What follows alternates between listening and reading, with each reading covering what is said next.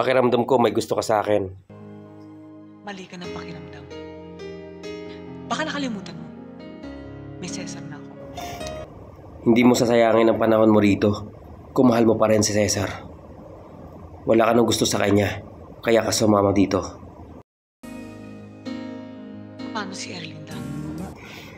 Gusto ko si Erlinda, pero ikaw ang mahal ko.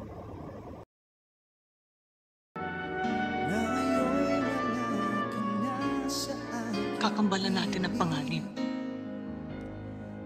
Paano natin hahanapin ang bukas? Hanggang kailan natin tatakasan ang batas? Paano na ang ating kinabukasan? Sa bawat tanong, may katapat na sagot. Kung hindi man alam natin ngayon, itanong na lang natin sa Diyos.